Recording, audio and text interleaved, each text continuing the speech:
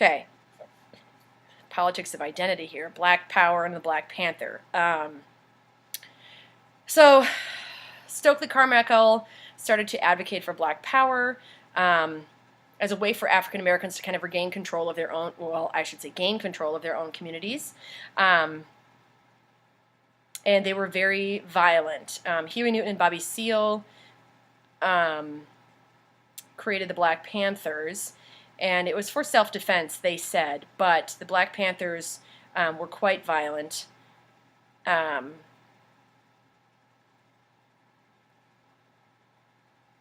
the Olympics that happened in Mexico City, 2 of our African American athletes threw up the Black Power sign, and it really was another divisive aspect of our society, because it was quite violent and people weren't used to the idea of this kind of aggressive, scary violence solving anything. At the same time, in '68, we have women who are coming out and trying to focus on their particular rights, and like watching it on television, it just seemed kind of like the very, threads of our society were falling apart, because we have the women that are fighting for their rights, the African Americans who are fighting for their rights. We move into the gay community and how they're fighting for their rights. And then we get into the Chicanos and the Hispanics, and then the American Indians in the United States. So, and then finally the Asian American movement. So we go through kind of all of these different non-white male groups have their own way of fighting for their own rights. So it was a very tumultuous time because we were all trying to better the situation for everybody else, or for ourselves, and it really just kind of, not that nothing came out of it, but I don't think the vision that they were looking for was what they ended up with. So we have the brown berets, or the brown hats. We have the American Indian movement, Red Power. We have the women. We have the Gay Liberation Front. So every single kind of subgroup, if I can say that and be culturally appropriate, was looking to advance their own cause, I guess you could say. American Indians ended up resigning to a little bit of violence when they overtook Alcatraz, regaining land that they believed that there was their own. So it was just a very tough time period in the United States where everyone was trying to secure rights for their own group. And then we elect Richard Nixon by one of the smallest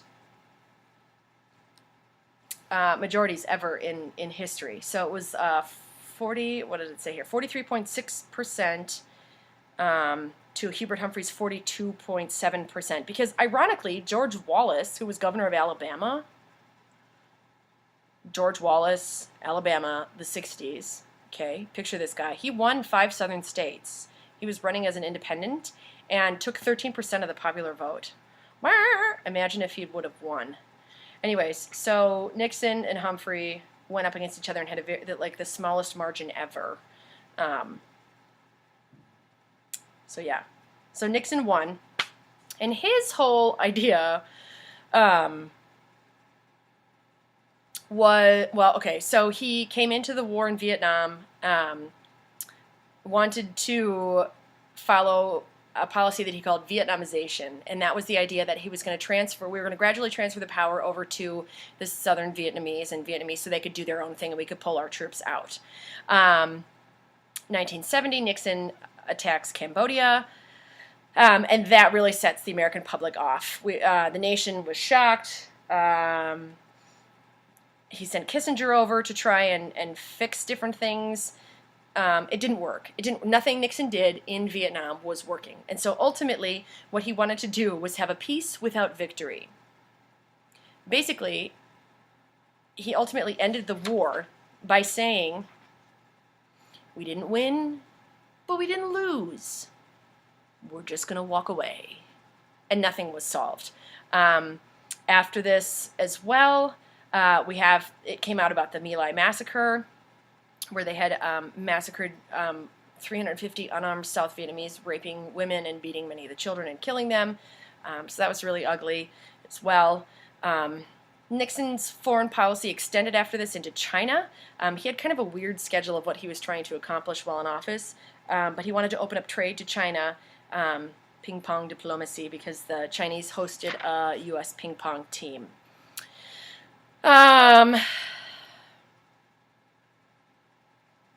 After this, after China, Nixon went to Moscow to talk with Brezhnev, and he signed the SALT Treaty, Strategic Arms Control. So that was, I guess you could say that was a positive thing for Nixon.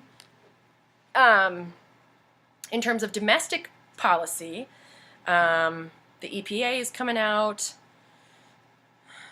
As a result of this era that we're going through, drugs, crime, all these things had come to the forefront of the country, and it was kind of just like chaos in the country.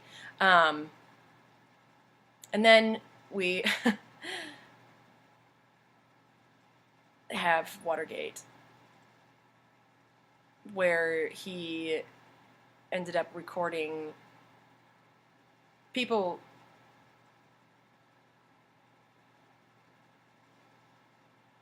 he did some recording. There was some recording, shouldn't have happened, blah blah blah. He actually was a crook. I don't know. So he engaged in all these things that were not necessarily kosher, and faced impeachment as a result of his spying on the Democratic National Headquarters in Washington, D.C.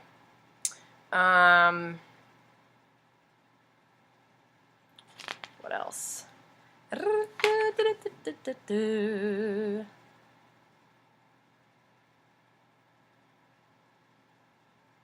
Age of Dirty Tricks.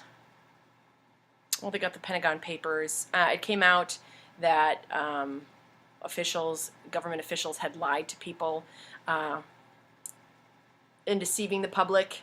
So overall, American belief in U.S. government has just been trashed in this entire era. Watergate, blah, blah, blah. He resigned before being impeached. And we thought that after this, things would kind of calm down. And they did for a while. They did. But we do have the War Powers Act that comes out of this after 1973, which says that you have to have actual congressional approval for armed intervention abroad. Partially sparked by the Gulf of Tonkin incident, but also with Nixon's attack on Cambodia. So yeah, lots of things are happening. If you look at the chronology on page 1086, holy bananas, this is 10 years. Look at all the things that have happened in the United States. And you've got some good documents and some prep.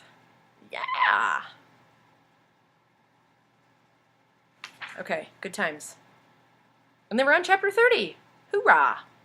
All right, hope you've enjoyed this little fireside chat. I'm starting to get real warm. Okay, bye.